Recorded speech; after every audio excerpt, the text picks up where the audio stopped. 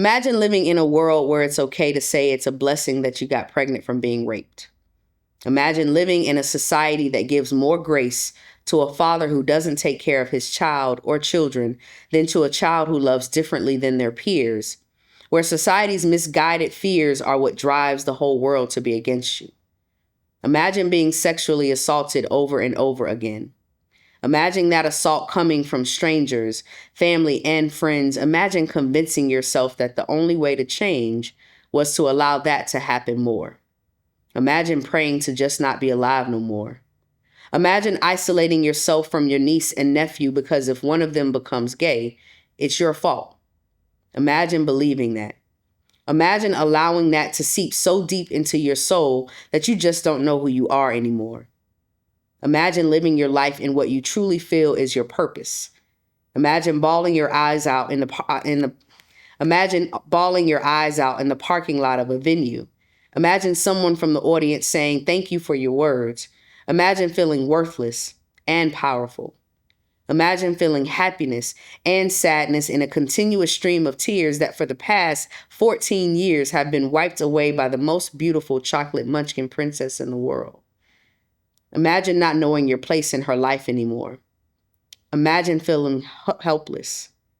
Imagine your heart being held together by the last bit of hope you hold on to, knowing that one day you can finally be you. Imagine knowing that one day you will get there, but still feeling defeated. Imagine standing in front of a room full of people as if nothing is wrong. Imagine holding every bit of strength you have together to even be there. Imagine believing in love again. Imagine forgetting everything that ever hurt you. Imagine believing in you. Imagine finally loving yourself. Imagine trusting God. Imagine promising yourself to take it one day at a time. Imagine taking it 1 second if you have to. Imagine not really knowing what to do with all of this. Imagine feeling God in your fingertips with every stroke.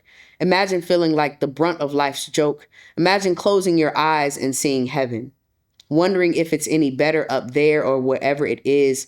Imagine hurt becoming your best friend. Imagine praying to just not be hurt anymore. Imagine actually believing that you can. Imagine taking the necessary steps to heal. Imagine this poem being one of them. My name is Taryn Love Reigns Warwood, and that poem is a poem that I believe was the most vulnerable poem I've ever written in my life.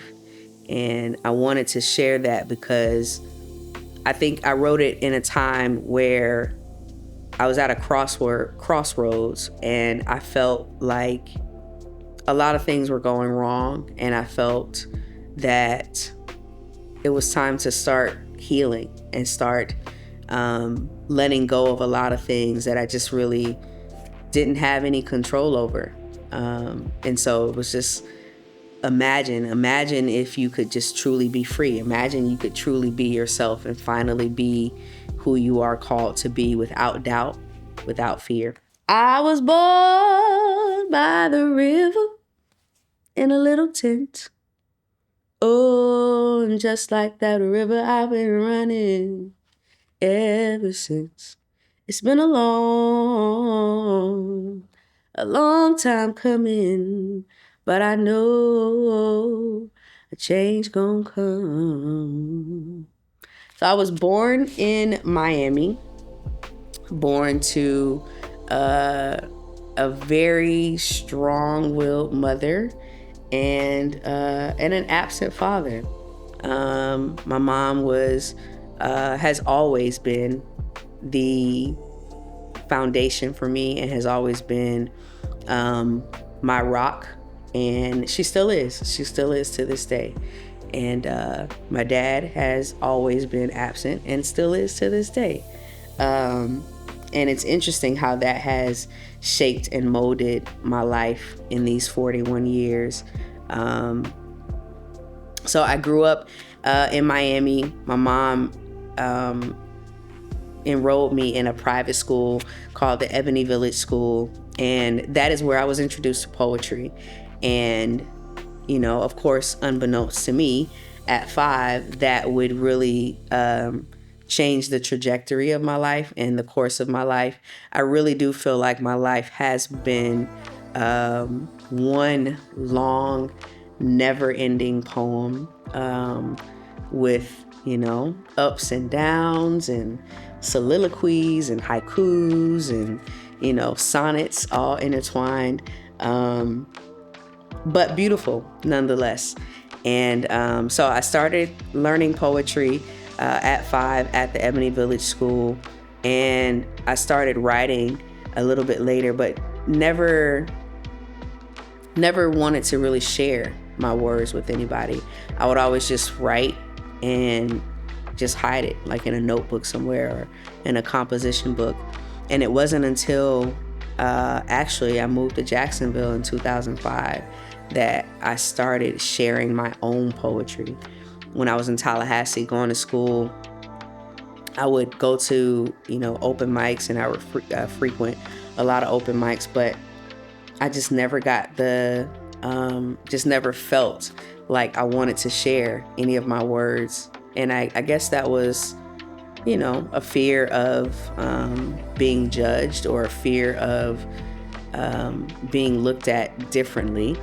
One of the things that I speak about in that poem is struggling with my sexuality, not necessarily struggling with my identity. I feel like I've always known who I was, and I've always known who I am, but in terms of society's view and my family's view, I was always told that it was wrong. So having that in the back of my mind, and then having all of these feelings and not really knowing what to do with these feelings, it created a person who didn't like to share, who didn't like to be seen or heard, because it was wrong, right? So why share and why talk about yourself? So fast forward, I'm in Jacksonville. I'm starting to share my poetry, and I'm starting to discover who I am. What I realized very early on was that it was still very surface.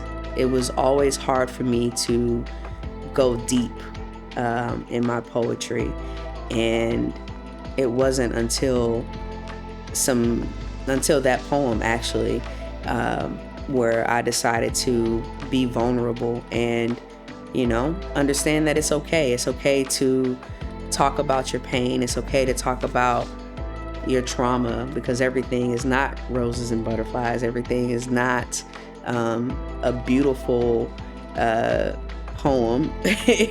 Sometimes it's messy. Sometimes it's anger. Sometimes it is pain. Sometimes it's trauma.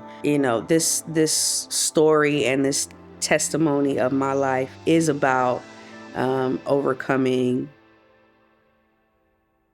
other people's ideals and what they wanted for me, and getting to a point where I know what I want for me, and I'm okay with choosing myself, and I'm okay with choosing what I want. I'm okay with choosing what Taryn wants. So in the poem, I also mention about being raped. And the interesting thing about that is that for a long time, I didn't write about being raped. I'd never even mentioned it to anybody, because I blamed myself. I blamed myself for putting myself in that position, and I felt like it was my fault. So in high school, in this whole self-discovery and trying to accept who I am, I went to a friend of mine, and I was telling her about what I was struggling with in terms of my sexuality. And she said, well, if you want to like boys, you should sleep with them more. And even if you don't like it, eventually you will like it. And I took that literally. And so I would purposely put myself in positions to where I was promiscuous with men or with boys because I wanted to not be gay. I wanted to like it. I wanted to be normal. I wanted to be like everybody else, and it just never worked. And that situation came about when the reason I know that I was, even though I blacked out, I went out to dinner I went to a club with some friends in college and ended up talking to this guy. We went to, I think it might have been Waffle House or something like that. And afterwards, I went to his house with him. And the only thing that I remember from that is going to his house and him giving me a drink and waking up the next morning with no bottoms on. And he was gone. I don't even remember how I got back to campus, but I found my way back to campus and I never said anything. I never spoke to anybody about it. And it wasn't until a few months later, maybe 2 months later, I attempted suicide by attempting to jump off of a building. I was intoxicated. I was very, very drunk on purpose. And my friends called the police, and the police came and they ended up Baker acting me. But before the police officer took me to the mental institution, he took me to the hospital to get checked out before, just to make sure that I didn't harm myself or anything. And the nurse came back and she said that I was pregnant. She said that I was 2 months pregnant. And I didn't know what to do or say. So I went to the mental institution, and yeah, it was my luck that I went on. Not only did I go there on a weekend, it was like a Friday night, because when you're Baker acted, you have to be in a mental institution for a minimum of 72 hours. So I went on a Friday night. It was a holiday weekend, and you can't get released until you are seen by or cleared by a therapist. And so the therapist wasn't going to be in until Tuesday. So I was there from Friday to Wednesday in this mental institution. And it was interesting too, because I feel like while I was there, even feeling as low as I felt, God was still there with me. And I remember making friends with the receptionist because I didn't want to sleep in the room with the person that they had me assigned with, because I was just like, I'm not crazy, I'm not, I don't feel like there's anything, I feel like there's something wrong, but I don't feel like I belong here. I just feel like I'm just going through some stuff and I'm having a hard time, but I feel like I'm okay, but I don't want to take the medicine. I don't want to, shower. I didn't shower or eat anything the whole time I was there, because I just didn't want to be classified as a crazy person. So she allowed me to sleep in like the common area for the whole time I was there, and I didn't take any of the medicine. And I remember on the last day when I was about to get checked out, they're like giving me my shoestrings and my keys and all these things. And this guy just ran down the hallway butt naked, and he came and stood next to me. They were trying to like catch him. And he came and he stood next to me, and he looked at me and he said, "I am Jesus, look to me." And then he ran away. And that was, that's a memory that always sticks with me, because even in that moment, I really feel like there are times where I feel alone or I feel low, and God always finds a way to say, I'm here. But yeah, that moment was something that always sticks with me, and it always reminds me that no matter how bad it seems, there's always a brighter day. There's always God is always there saying, I got you, no matter what. So, who told me to talk about that? Sheesh.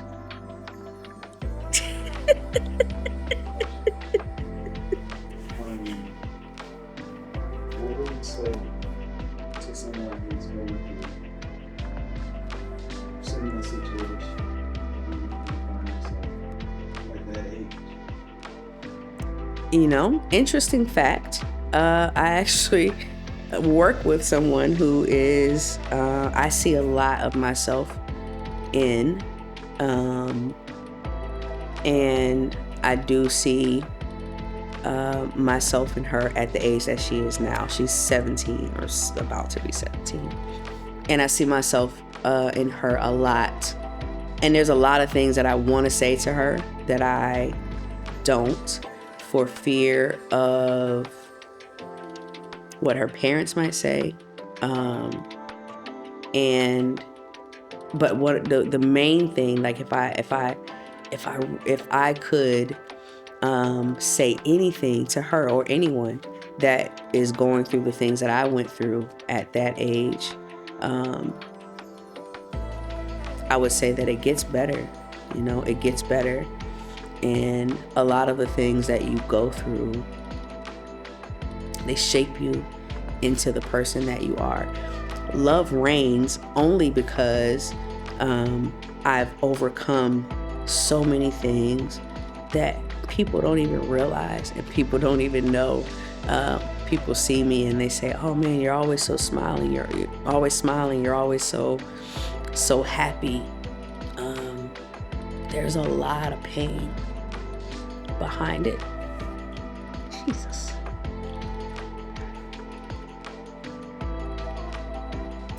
There is a lot of pain behind love and who love is. But I'm grateful. I'm grateful for being able to say that I have survived and I am still surviving. And it's almost like a superpower, honestly, love, because if I really, really sat down and said everything that I've been through, I'm sure the question would be, how are you still standing? How are you still able to smile? How are you still able to pour into people? And I believe it's because it's necessary. And I do believe that it's because this is the calling on my life. And I feel like if I can tell my story through my life, through my poetry, through the way that I live, through the way that I love, then it will help someone else. And then that person would be able to help someone else, and yeah. I'm gonna stop crying now. I think that experience has helped to shape who love is. I'm still trying to figure out how, honestly. I'm still trying to figure out a way to put the puzzle pieces together. But I do believe that starting on this healing journey, which just started in 2020, the pandemic is what brought, it was really like the onset of healing, because I was forced to heal, and I was forced to face the things that I had never said to anyone.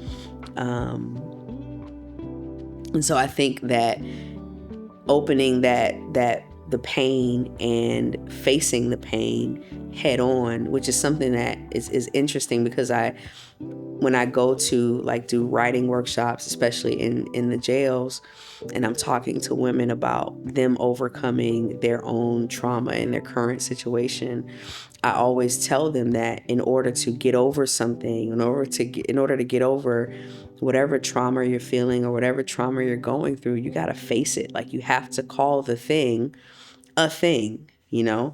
And what I've realized is that I cannot continue to be Love Reigns, be this poet, this speaker, this motivational whatever, and preach healing without healing myself. Like, I have to heal myself in order to be able to continue to do that.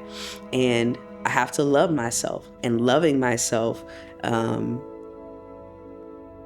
comes with facing the hard things. It comes with calling the thing a thing. It comes with saying I was raped. It comes with saying I was pregnant and had a miscarriage. It comes with saying I've been molested. It comes with saying all these things, no matter how egregious, but being able to say I've been through those things and I faced those things, and here I am. Here I am still standing. And it doesn't mean that you have to necessarily go through those same things, but what it does say, or what it shows, is that I'm standing, I'm still here, I'm surviving, and I'm choosing to love, and I'm choosing to continue to pour in spite of all the things, in spite of the negative things. And I'm choosing to turn those things into my book of testimony, into the chapters of my life that show survival, that show thriving, that show success, that show pain. But here we are still standing. Here we are still pushing forward and moving on, and not allowing the darkness to take over. Here we are finding the light in the dark. Here we are choosing to be the light in the midst of the darkness.